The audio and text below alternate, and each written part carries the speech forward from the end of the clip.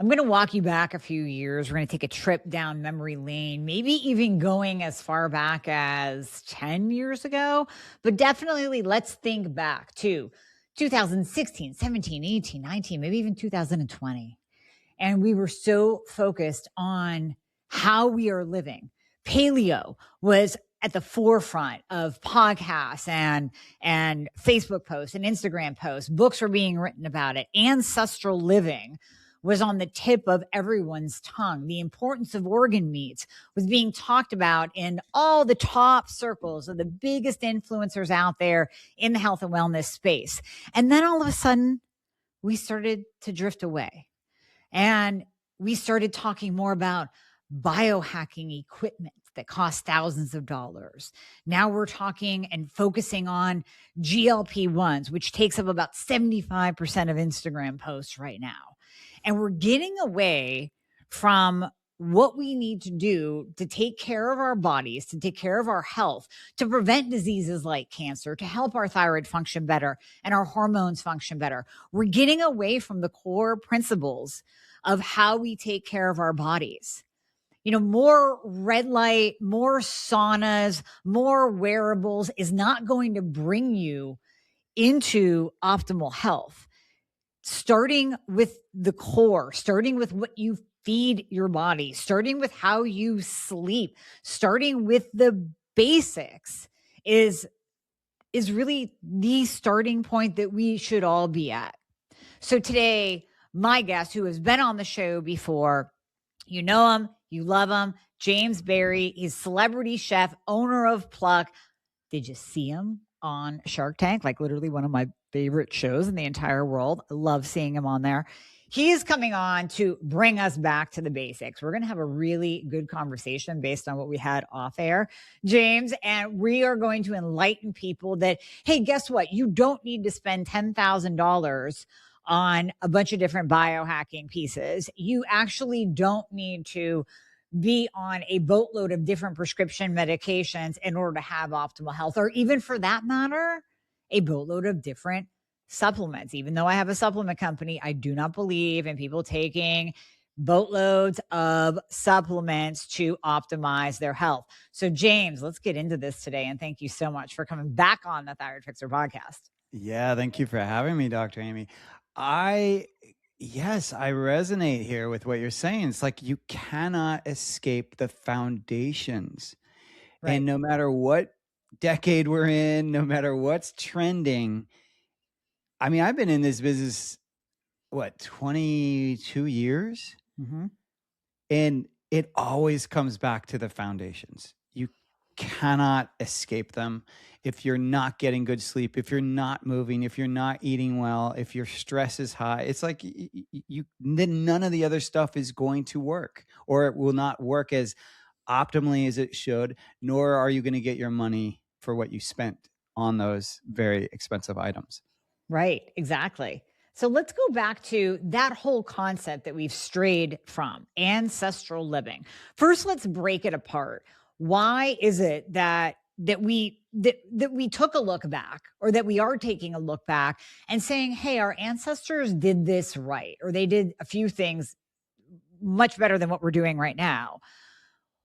How did that whole movement come about, that we started looking back and going, wow, they were really onto something? Well, I think science is beautiful in that it brings us forward, but it also enables us to look back. I think the biggest mistake we make with some of these, technological innovations and or new science that comes out is that we think it's the Bible, like that we think it's the end result. Because the reality is if you look throughout time, wherever we currently were with any kind of medicine, any kind of science, when we then look back 10 years later, we all you laugh. You're like, what? Like just use an example of George Washington, when he died, he was bloodlet. So they tried to heal him by bloodletting, because that was the science of the day. Right. We then look back at that 30, 50 years later, and we're like, they probably killed him because he supposedly had a simple cold. Oh. And had they just left him alone, supported his immune system, he would have been fine. But Right. because they bloodlet him, which once again, the science of the day, they killed him. So I just think that we should look back and use these examples. But most of all, the biggest thing we have to remember, so we are in Homo sapien body. This body has not really changed much for the last, 250, 300,000 years. Like this is essentially the body that was developed then, and we're still in it. So that body, if you think about the food that it was fed, even in, let's just say, because really all these Franken foods we're eating, this is 100 years, maybe even less, 80 years, right? So I don't know, 249,900 years before that, it was fed real food found in nature. It had flavors found in nature, not natural flavors. It was just real nutrient-dense food, whole foods. Mm-hmm. And we ate a lot slower with a lot less distractions. So I equate that to we ate more mindfully. Yeah. And we didn't have 101 different people telling us how to eat. We weren't looking outside of ourselves for the answers. We were just, I'm going to eat, I'm going to eat this cow because that's what we raised and that's what we killed. And they ate the whole cow. Mm-hmm. They didn't eat just the ribeye, right? Right. Like we ate so differently. And it's not even about, was it wild, vegetables, or were they, or agriculture, or grains. I'm not even talking about, I'm just talking, it was whole food. It was whole, real food versus food that we have now that's overly processed, that has all these ingredients that most of our bodies do not recognize. And I think that what we're ultimately being faced with is that you cannot escape your humanity. And I would offer that the Homo sapien body represents humanity. This is the human body we know. But what our body doesn't know is what we're currently doing to it. Yeah, that's true. Right. I mean, when we were first created, we didn't have red light beds. Like we didn't have Called the sun. PMF mats. We had the sun, right? We had the forces coming from the earth, the magnetic pulses coming from the earth. So now we have all of these almost manufactured nature, manufactured how we used to live. And I think we overcomplicate things. I mean, I'll even go so far as to say people that pay a nutritionist for a diet plan. You know what? I can save you anywhere between $100 and $1,000 that you're going to pay that nutritionist. Eat real food. And I know that concept is totally lost on some people. Like, well, what is that? It's called, like, it's real food. Like, how have we forgotten what real food is? Why do we need to categorize it now for people? Well, I even think that it's not even that we've forgotten what real food is. I think what we've forgotten is that we have more answers than we give ourselves credit for. So I think we've forgotten that it's not about looking for the answers about what I should be eating outside of myself. It's about actually turning that gaze inward and asking the question of, what does my body need? And the only way to get to that answer is to basically follow what our bodies ancestrally have done towards, basically that our bodies have been configured for communication. It's called the neural lingual response. And all it is that we have senses. We all, grew up with grade school learning about the senses: hearing, touching, smelling, tasting, all these different senses, right? And then we have tastes: sour, bitter, salty, sweet, umami. Mm-hmm. Those are communication pathways. So when something's outside of your body and you have a sensorial reaction to it, and then you put it into your mouth, now you have an internal sensorial reaction to it. That is a communication point.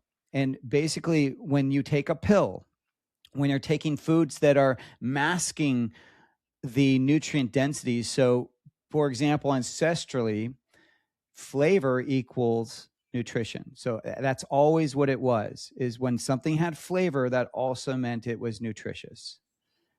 And that could be a strawberry, but if it had flavor, it does have vitamins and minerals. We know that, Mhm. right?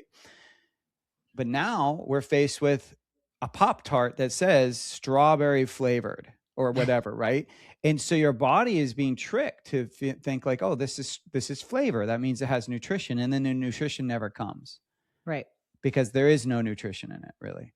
And so then your body keeps eating it, doesn't know when to stop, because that communication is completely broken because of how that food was created in a laboratory to bypass your own body's needs, right? Innate needs. And then you're faced with this kind of like, oh, I'm gaining more weight. I don't know why.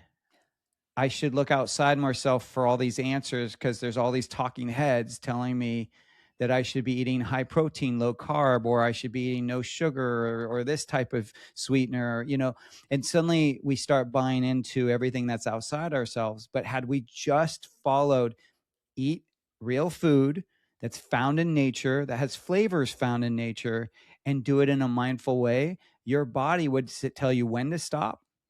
It would tell you what it wants, and you would probably have very to little digestive distress, because you wouldn't be overeating. You wouldn't be eating things that are not what your body needs, because you do have this knowledge. I mean, think about this even on a very simple level: is what was it that our bodies needed to know back in the day? There was two pieces of information. Is this food going to kill me, or is this food going to nourish me? That was Yeah. it. That's it. But it was serious, because if you ate the wrong food, you died, Right. right? They didn't care about the food putting on an additional 5 pounds. Like, they just wanted to know if they were nourishing their bodies or they were gonna die. And of course, they had a lot more movement in their lives to deal with whatever they ate. But they also, I mean, if you talk to archaeologists, anthropologists, they'll point out, like, before this Homo sapien body, we were foragers, and we spent a lot of time foraging, because it takes a lot of calories to fill this human body. But in that foraging, we're not Homo sapiens, so we had a different digestive system. We had different needs, that you could basically handle more, roughage, more robustness with the food you were eating. Then we became scavengers.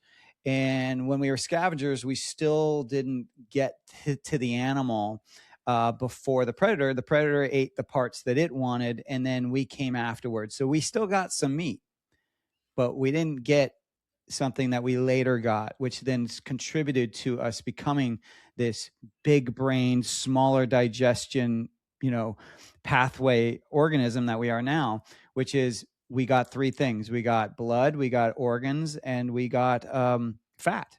Those are Yeah. three animal resources that are extremely nutrient dense, and that power pack of nutrients changed our biology. It changed. Our brains could get bigger now because they had so much nutrition, so much energy going towards them. But then what got smaller was our digestive tract. So Mm. these changes, well, that is the body we're now. And as glorious as this body is, this bigger brain we have is causing a lot of trouble, because we're overthinking things incredibly. We're big time overthinking. Absolutely. And one thing that we've moved away from that I wanna pick your brain on, obviously, because you're the master of it, is the importance of organ meats. So we've totally moved away from that. And even going back to what I said in the beginning of the show, if I look back 10 years, we were talking about organ meats. We were frying up the liver. I was telling the butcher to go ahead and give me the heart when you do my cow. Thank you. But we've told I don't even hear people talking about the importance of organ meats anymore. It's like a lost conversation. Yeah, I think and capsules or supplements are kind of becoming the focus. But it is interesting, because the conversation that does come up is always like, and I find this so fascinating. It's like, well, what benefits do I get from organ meats? And I'm like, Yeah. okay. So if I go through the thing and I say, Well, first of all, it's Mother Nature's multivitamin, and you get an Yep. abundance of vitamins and minerals like vitamin A, all the B vitamins, particularly B12, of course. And you even get some C, depending on which organ it is. You get D, you get E, you even get K, which is in the form of K2, Mhm. it's activator X. So I'm saying all these things, right? Now, you know what a lot of these things are, but most of us, and then of course I can say essential minerals, like iron, calcium, copper, Oh, magnesium, yeah.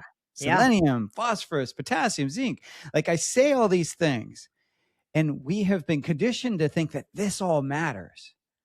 But really what it is it's just keeping us in our head. Because I guarantee when I say, oh, but it's got, I don't know, vitamin E, most people are like, oh yeah, I've heard that's good for my skin.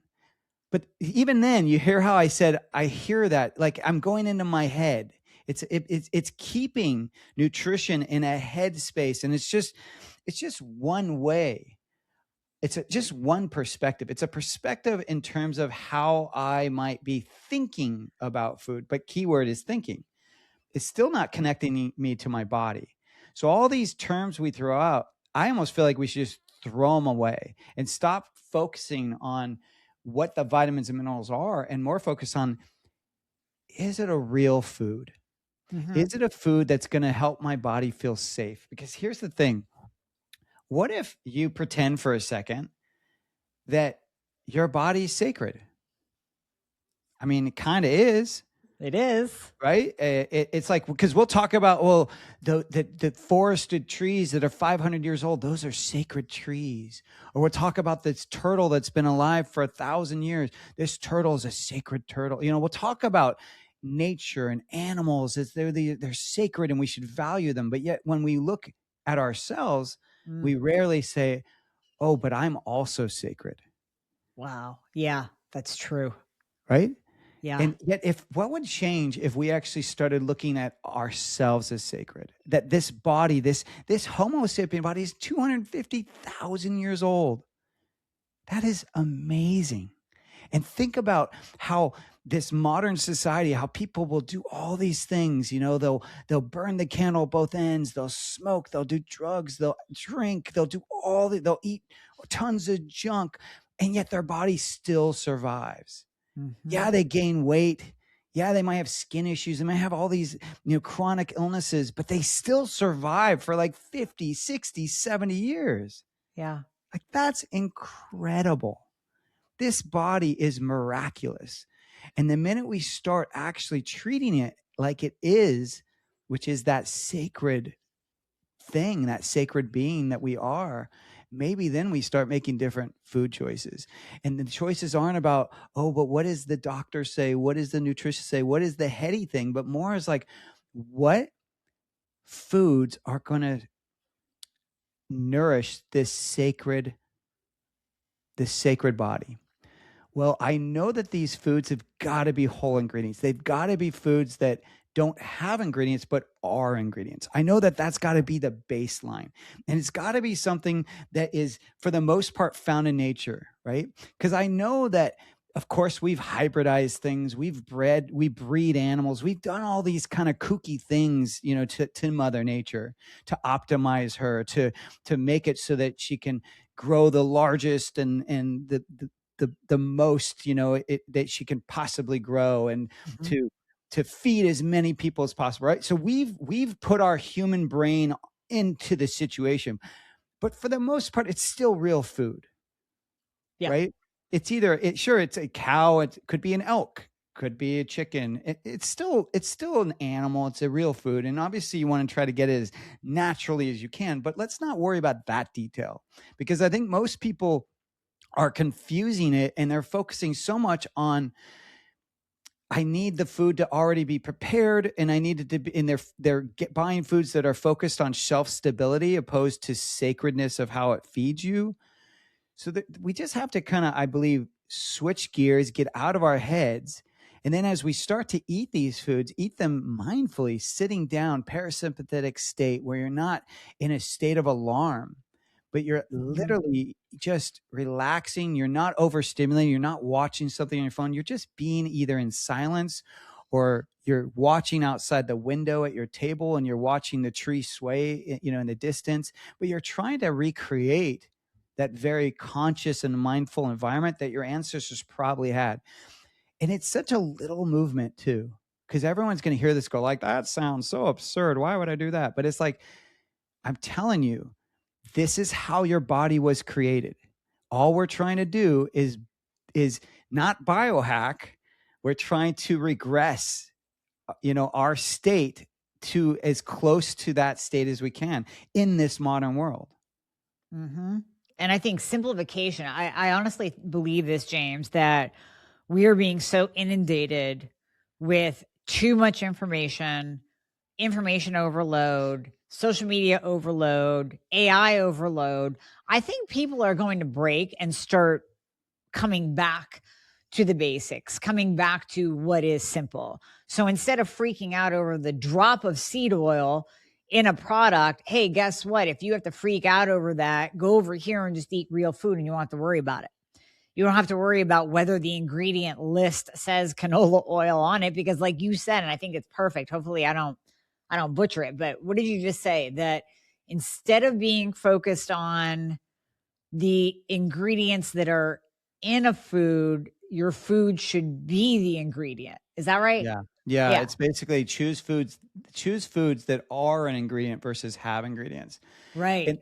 And I'll even add, I read this, I'm reading a quote from a book Dr. Stephanie Rimko wrote that I just really resonated with is,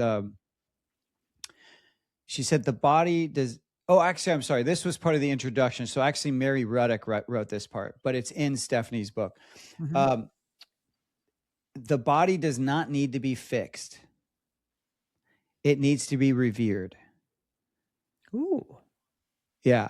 That really hit me. That this idea that we treat the body as stuck in like striving, and in a sense it's like we've forgotten how to receive. And so what we're doing is where we think that it needs to, we need to fix something, and so we're looking outside of ourselves, but the reality is all the answers are inside. Mm-hmm. And I have to imagine, we were talking about this off camera, so we might as well bring it to the audience, which is when you got diagnosed with cancer, did you go outward for the answers at first, or did you first go inward and ask your inner ego, your inner voice, like, hey, what's going on? I thought you were doing all the right things. Like, what's going on? Yeah. Right? Yeah, that's exactly what I did. Is first you start going inward, and whether this is good or bad, you do start asking, hey, what's going on? I'm doing all the right things. Why are you basically asking your body, why are you rebelling against me? And then you search for answers on the outside. 100%. Based off of the answers you got from the inside. Mm-hmm. Yeah. Yes. Because that's the thing, is you're doing exactly what I'm talking about, is you're starting inward, and then you're allowing that to lead you where you go outwardly. And that's really what we're talking about here. Is we have a body that has been in process, a sacred body that's been in process for hundreds of thousands of years. Now, if you've ever studied plants, for example, anyone that's just studied life at all, right? How do these organisms know what to do? Like we've learned, of course, that genes support it, right? The genes have they get an imprint. The genes have a job to do, and it's very specific, right? And so the same thing's happening in plant cells as well. It's like the cells have a job, and they have a classification, and this is what they're then supposed to create, right? Mm-hmm. But it on a certain level, like it's also that they have memory, right? So one, we can look at scientifically, the other is like it has a memory. So that means every seedling that comes up has the memory of all the seedlings before it, all the plants before it. Well, why wouldn't that be true? And anyone that's ever done plant medicine, that's how they talk. Like the plant, like this is what's fascinating, because you can look at so many different diverse subjects, and you start to see a lot of common threads. So anyone that's ever looked into plant medicine, let's just even point out ayahuasca, for example.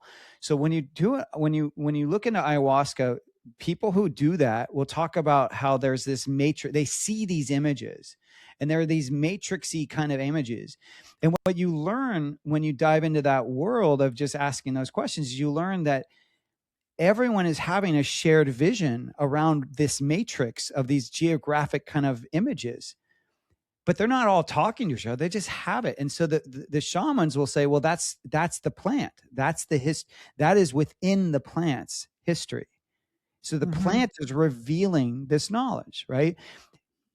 And if ayahuasca can do that, if other plants can do that, if other organisms can do it, why can't we? Like, why wouldn't we also carry that knowledge, that innate knowledge of what our body needs, of the right path for ourselves? And the key is we just need to listen more. And to do that, you have to go inward. I love that. I really do. I think this is just going to be, I was even thinking of the title for this podcast. It's like back to the basics, simplifying your eating 101, right? So with that concept, if we're getting back to the basics, I do want to focus on organ meats because that's something that has been lost, like I mentioned. Can you had already mentioned, which kind of blew me away. I haven't heard you say this before, that organ meats literally have total and complete profiles of vitamin B, C. I mean, iron is huge with my audience because many people are low in iron, or they might even be taking an iron supplement that's not getting their ferritin levels up. Very important for Hashimoto's and hypothyroidism.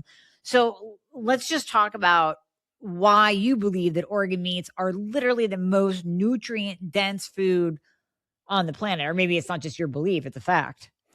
I mean, that's really where it started so I learned about organ meats when I was first in culinary school, when I started studying the Weston A. Price Foundation. They have a cookbook called Nourishing Traditions. And I was studying that book. And through that book, I started learning about traditional foods, and organ meats were a part of that. And it supplied all these different ways to prepare them and to get them in the diet. I did not incorporate, I learned about it, but I didn't actually incorporate those principles into my life because, just like everyone else, I didn't grow up eating these things. And I was like, ick, like, this is great to know that they're so important, but I don't want to do it. I'm just going to keep doing what I know to do.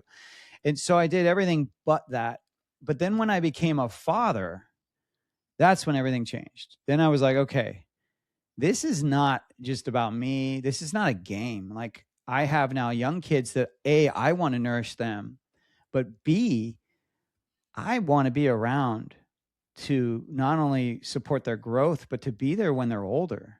And I had my kids when I was already in my late 30s, early 40s. So it's like, there ain't no messing around. I'm 52 now, and it's like my youngest is going to be 10 this year. So it's like, I still, I got to take care of myself if I want to be around for her life. And so it really became crucial to me of like, I gotta live the change. Like, I gotta really, walk my talk and like be like, okay, if I'm all about nutrient dense foods, I got to get these in. And so that's not only when I took organ meats seriously, but that's of course when I also came up with Pluck, because I was like, I'm not going to do it the way that everyone's doing it right now. I don't want to take tons of supplements because I already got capsule fatigue just at the thought of it. And then right. The other thing is that I'm not going to buy and cook them all the time because it's just not what I'm used to doing. And because it's not familiar, that means it's going to have a bigger learning curve. And I just don't want to spend so much time, even though I'm a chef, I'm not in the place in my life where I want to spend so much time in the kitchen, just playing around and experimenting. Like, I want to spend that time with my kids or with my wife or just in my life, right? Because it's precious. So that's when I really kind of like dug in. But ultimately, it was purely like, okay, I know organ meats are important. Let me do the research. Okay, Mr. Google, what is the most nutrient-dense food out there? And boom, comes back organ meats. Particularly, everyone focuses on liver. But Yeah. and it's like hands down, it was undeniable. Like you were seeing it compared to salmon, you were seeing it compared to beef, you're seeing it compared to eggs, to apples, to blueberries, to kale, all these things, quinoa. And it was just like everything people are told that's nutridense, beef liver blew it all out of the water. And it wasn't just like a little bit. It was like, you know, every graph will be measuring a mineral and a vitamin of some kind. And it will be, you know, 10 to 12 vitamins it's trying to, you know, check. Well, every food that it was comparing beef liver to didn't check off every box. So every one of those foods had something that it was missing. The only one that had everything checked off was beef liver. Wow. That's Everyone. crazy. But here's my issue though. I'm seeing that. I'm going, well, that's great, but it can't just be about beef liver and ribeye. Like it can't. Right. Like that doesn't make any sense. Like why would I slaughter an animal, which is a sacred act in itself as well? Like we want to value that animal's life, right? And ancestrally, we've never been in a period like we are now where we wouldn't use that entire animal. But yet I've been to, I went to a Wyoming slaughterhouse and they confirmed at this one, and I know that there's some others out there like that too, but they confirmed, they said, yeah, we are not set up to use the whole animal. I said, so what are you doing with it? And they said, well, we throw it out. And I said, Oh, well, how much of that do you throw out? And they said, it's about 49%. And I was like, what? jeez. Like that's insane. That So is insane. we assume that the industries are all buttoned up and that there's full circle, that they're going to something like pet food or something, but it's not the case. It's not as clear cut as that. I wish it was, but it's just not. And so, that's absurd that we're killing this cow. We're not utilizing it. But here's the kicker: we know that these are the foods that help support the body we're in right now. We know this. We Mm-hmm. know that on a world level, that everywhere else in the world, they're eating organ meats. It's just here in America that we have issues with them. Everywhere else, they're eating them. They're part of that nation's food to a degree. You know, in Mexico, you have menudo, which uses like the stomach lining, and among other organs. You have haggis in Scotland, which uses a bunch of organs and is usually made in the stomach. Traditionally, you have in France, you have pâtés. In England, you have kidney and steak, so it's the actual kidney in there. And when I first went to the UK, I thought it was kidney beans. I was like, this don't taste like any kidney beans. Shocker. Yes. Shocker. But yeah, so every other country seems to have, you know, Ireland blood sausage. It's just Mhm. here. And yet we are incredibly suffering for it. But here's what blows me away. So what are we doing? We're slaughtering this animal. We're not eating the whole animal, the parts of the animal that are the most nutritious, even more nutritious than the muscle meat. And then we're still nutrient deficient. And where do we turn? To the supplement industry. So we've created an industry because we're choosing foods that are not as nutrient dense. And yet, had we just eaten the food that Mother Nature or God or whatever however you want to look at this world, if we had just eaten the foods that she'd created, we wouldn't potentially need all these other things. And if we did, then then it makes sense to go to someone like you, like first eat real food. Then if something's still going wrong, get tested with someone like Dr. Amie, then assess, oh, I need support. But let's first get those foundational foods in, those foods that Mother Nature created, before we go to this isn't working, because it could be working. It's Yeah. there. It's all there for the taking. Yeah. Yeah, exactly. Well, I think adding in organ meats, I mean, I know you've heard this over and over again. People just don't like the taste. I mean, I've tried cooking liver, I've tried cooking the beef heart that I got with my cow. And man, it's just hard. I mean, unless you are a chef, you don't know how to prepare these organs to make them taste good. And then it stinks up your house, James. Like liver, come on, it's like days to get that smell out. So how do you help people overcome those barriers to introducing organ meats into their diet, even though they know how nutritious it is. Let me say that again. They know how nutritious it is. They know the benefits, at least they do now after hearing you talk about its full array of nutrients and minerals and vitamins. How do we break those barriers? Yeah. So here's a couple. I'll list three right off the bat. So first of all, know that when you the organ meat is going to be at its less pungent or weakest tasting raw. So it's Okay. actually the cooking of the organ that makes it more pungent or increases that ick factor. Okay. So for example, beef liver, it's at its kind of tastiest raw, Yeah, which is, but I know, going to be hard for people. But just so, I'm not saying you have to eat it raw, but I'm more just saying that leads you to the other side of that coin, which is you don't want to overcook it. It's yeah. the and most people have eaten it overcooked.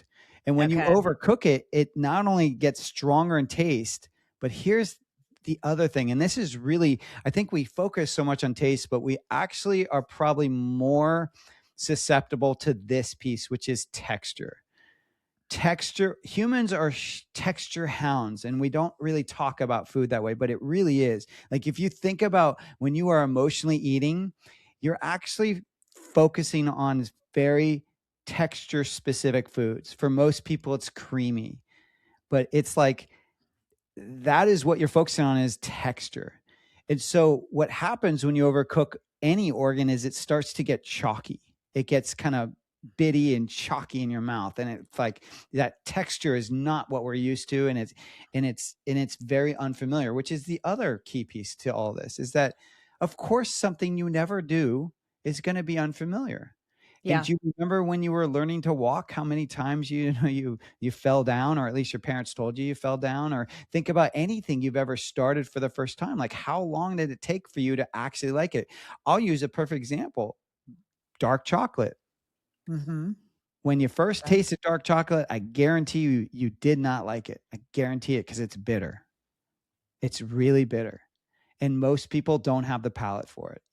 What happens is you acquire the palate. The same thing for wine. When you first drank wine or a beer or anything like that, it was like, ugh, like, what is this? Right? Yep. But it was either the texture of it, or you later learned to like the flavor. True. So it's the same thing with ornaments. There is going to be a moment where our palates are just not conditioned to it. Think of it like this. Most Americans, particularly picky Americans, their palate. So palate is salty, sweet, bitter, sour, umami. So five of the tastes, right? Mm-hmm. A picky American is salty, sweet. Right. And why is that? Because all the foods they're eating are either salty or sweet. So Mm-hmm. when you have a palate that's conditioned towards very specific flavors, what you need to do is you have to open the palate up and expose it to the other flavors. So if I were working with a picky eater, I would start to add like a little bit of sauerkraut juice to the food. Particularly if I was working with like a kid, right? I would mix it into the ketchup, because that's going to be sour. And I'm going to start to slowly expose their palate to these other flavors. And it's the same thing with organ meats. You got to ease into it. And as you ease into it, your palate will start to actually open up, and you will start to crave them. But you have to not only do it, but you have to consistently do it. Like, you can't just do it one week of the year. It's like every week, try some, do some, you know? And the Mm-hmm. other thing is what people don't think about is species. Is so what you want to think about is, what are going to be the mildest species? So chicken, for example, is way milder than beef, way milder. So I would start, for example, if I were just easing into organ meats, I would start with chicken heart, because it really doesn't have a strong flavor at all. And if you add it to something that's already been cooked, or even you could add it ground meat, you won't taste it. So the key is how much of it you add to it. So just keep the ratio down, and then Mm-hmm. start with that kind of species that's very mild, like chicken, and then work your way up to beef. and then elk, and then all the other bison, and then all the other species that you want to do. But start small is the key. And then I guess the last thing I would say around easing in, and I have to say this, is Pluck. I mean, Pluck is what I created for myself and my kids, and what I now share with the world, which is basically I took the freeze dried powdered organ meats and I combine them with seasonings and salt to make them taste good. So now getting the organ meats into your diet is not about, remembering how to do it or planning it to cook it or anything like that. It's simply just salt your food. Every Yeah. time you eat, just salt your food with it, and you're getting the microdosing of those organ meats frequently, which is cumulative effect. And it really does work. It doesn't have to be big movements. We're conditioned to think go big or go home, in America. Mhm. But the reality is the human body loves like little things. It loves it. And the human mind loves it even more, because then it's doable. If brushing our teeth took 2 hours a day, we would have a lot of funky teeth out there, right? But Right. because it takes 2 minutes a day, we can do it. So we want to find that balance. Once again, this human body is sacred, okay? But then there's Mhm. also the human kind of ego, the mind. There's this persona that's in this human body, the soul, right? Well, the soul, the humanness of the soul, we have to be honest with ourselves. We don't like change. We're constantly looking for kind of like neutral space, or kind of neutrality, where if we're ever in an extreme environment, we're looking for something that's neutral. We're trying to remove the extremity so that it feels safe, right? And then we're trying to connect with people, because connecting with people is survival. If you don't connect with people and you isolate, that ancestrally that meant you would die, because you wouldn't be able to survive a winter isolated, right? Right. So there's very ancestral concepts of who we are, what our essence is, and then of course what our body is. And so let's not fight them. Yeah. Why are we fighting them? Let's honor them, honor the body, honor the soul, and then let's just kind of take a breath with it all and just know, hey, you don't have to do all these change. You don't have to do everything immediately. Just pick one thing, I one thing love that. that you're going to do today after hearing this podcast. Well, and that's why I really want to simplify it for people, because I think there has been information overload out there. And really the purpose of this podcast is, how can we simplify our nutrition, but yet still get all the nutrients that we need in a day naturally from our food, instead of taking boatloads of supplements. So kind of going back to Pluck, and I just want to put this out there for the listeners too. I've said this over and over again, but just in case there's a newbie listening. Number one, this is not a sponsored podcast. This is me bringing James on because I've used Pluck for the last, since I met you. I don't Yeah, know, 5 years, 2, 3 years or 5 years. yeah, I yeah, don't even know yeah. how long it's been. I use it basically every day on my food because I know the importance of it. So when we were talking in September, I'm like, oh my gosh, like we need to get this out there to people, because there's so much information overload right now, and people are overcomplicating their life, let alone their diets, right? And I really want to get this message out to people that there is an easy way. So going back to Pluck, like you said, you developed this, and I heard you say this on Shark Tank, because I was so proud of you to see you on there. I loved it. I heard you say that there are, and you need to remind me that there are, like, you can get all of your nutrients in like 2 tablespoons. Can you clarify that statement that you Yeah, made? yeah. Because I heard it, James, and I was like, hot damn, that means I'm doing something good for my body every day. Woo! So Yeah, I I was know what you're talking excited to about. hear that So stuff. so we have multiple products. So what we ultimately, our mission is to help you, the human out there, uh, feel better in their body. And we believe that eating nutrient dense, whole animal foods is going to support that. We're not just about beef. Like, we have a sardine product coming later on. We have other species, but we just Mhm. believe the whole species is the key. That it's not just about the muscle, it's about the bone, it's about the brain, it's about every part of that species, if whatever it might be, fish to cattle, right? Okay. So Yep. so that's our mission, is that we believe if we can get Mother Nature's multivitamin into your diet, you will feel better in your body. And if you feel better in your body, you are then going to treat not only yourself better, but you'll treat everyone else better, because we treat people how we feel, right? So that is literally our mission. I love that. So how I look at, we have multiple, let me start again. So we have multiple options, and we're looking at it like this. We see this as a gateway. So meaning that we're assuming you are someone who's not doing this, and your criteria to do it is you need it to be easy and you need it to taste delicious. Right. So that's why we have the seasonings, and we have currently we have a bunch of new ones coming. So I'll just list everything. We have original, we have zesty garlic, we have Southwest, we have a habanero lime coming.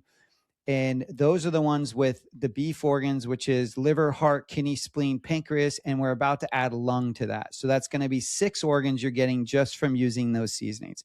Now, the amount of organ meat in there is still, it's not 100% product. So it's about 20%, which some people might go like, that doesn't sound like a lot. It's a lot, I'm telling you. And I'm getting to how you're going to know it's a lot. But basically, when you take an organ and you freeze dry it, you start with 100% of that organ, you freeze dry it, it goes down to about 21%. That is incredibly concentrated. Now you powder it, it's even more concentrated. So what you have when you're with that concentrated organ meat, we then sell another product, which is for those people that are like, look, I don't care how it tastes. I just want 100% nutrition. I want to know if I take this amount, I'm going to get this response. Yeah. And so for you all, we have Pure. We have Pure Organs, which is the 6 organs I just mentioned. And then we even have a new product called Pure Brain. So that is bovine brain. Those are 100% powders. When you use a teaspoon of either of those powders, that equals 2 ounces of wet organs. Ah, that's it. So that's what I heard. Yeah. If you think of it from that perspective, so it's 1 teaspoon equals 2 ounces. No one really needs more than 2 ounces of organ meats a day. Like, Yeah. I would argue that you don't even need that much depending on your size. Mm-hmm. A little goes a long way. So I always tell people, start with half a teaspoon of those. Just do that daily and you're done. Like, that is your vitamin. That is your multivitamin for the day. For those people that haven't been tested, that don't know what else they need. I'm talking about just regulation, just taking care of your body, getting what your ancestors got. A half a teaspoon. Throw it in your coffee, throw it in your ground meat, throw it in your smoothie. Throw it on top of your eggs. A lot of people do that. They love the taste. So that's like 100% nutrition, easily done. The seasonings, while it's lower, once again, it's only 20%, but keep in mind when you buy like ground meat, for example, that has organ meats in it, they call those like ancestral blends. Do you know what percentage is in those? Like, a lot of people assume it's so much. It's actually not. Most of them have about between 5 and 10% organ meats. Okay. So those seasonings have nearly 20%. So we already are way more than what those blends have. So, well, in the blends, you're dealing with the flavor too. Like, exactly, you still get that organ gamey kind of taste to it. So I'd rather put seasoning on that's seasoning. I mean, Pluck has no taste other than the seasoning that you choose flavor. Yep. Like zesty garlic is garlic. Yep. Salt is salt. It looks like garlic salt, but works like Mother Nature's multivitamin. Yeah. And that's the key. And because that's, to me, in my 22 years in this field as a chef supporting people's health, what I've found is that we could talk about every product that's out there. But if you're not actually doing this daily, if it's not part of your lifestyle, then there's no point. Yeah. It will move your needle only during the time you're doing it. So if you go out and buy that red light, doesn't work unless you're using it. If you go out and buy that sauna, doesn't work unless you're using it. And most people, they buy all these things, whether it's these biohacking tools or even these trending foods, and they use them for a couple of weeks to a month, and then they stop. Yeah. To me, it's snake oil. It doesn't matter. And so I'm always looking for things that I can incorporate into my lifestyle. And that requires that it's not a new habit, because new habits are difficult. So that's why I personally use the seasoning too. I don't use the pure all the time. I use the pure to give it to my animals, like, because it the Oh, pure yeah. guarantees that they'll eat their food. You know how a lot of animal, like I have cats that are picky, and so I sprinkle the pure over their food and it guarantees them to eat it. So that's how Well, I and use they the pure. need it. They Your eat it. They go animals crazy. need the organs. Oh, and they need it. Yes, you're right. They need it just like we do. So Yeah. I use the pure for my animals, and then I use the seasonings as well, and I use them on everything I eat. And I just have all the different flavors and I mix it up, Yep. and I even use it when as a family we have like a movie night, and let's say we make popcorn, we put it on the popcorn. Oh, And yeah.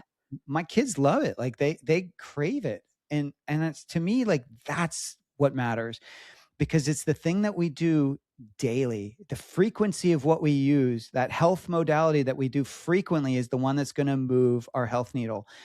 And then going back to what I said earlier, is I also know that in human nature, I will not keep doing something that is extreme. Mhm. We are literally incapable of maintaining an extreme habit. Yep. It just won't happen. We'll either burn out, we'll get sick, or something. We'll have a psychological break. We're not conditioned to always be in that kind of mode. And so I've found that it's the little things that I can do daily that truly become like I don't even think about it. It's now on autopilot. I joke that it's like Pluck is like the Netflix of seasoning, of health, because you put it on subscription, you don't think about it, and then you always have the movies. And so, like with me, I have it, I use it, and I don't think about it. Amazing. And yet my blood markers show that I have plenty of heme iron, like it just shows that I'm good with those nutrients. I got other stuff going on, but I don't have I don't have the things that organ meats provide going on. All right, James. Well, now that you've simplified it for everyone, where can people buy Pluck? Tell them where they can find you and where they can get their hands on this to up level their own nutrition and seasoning repertoire.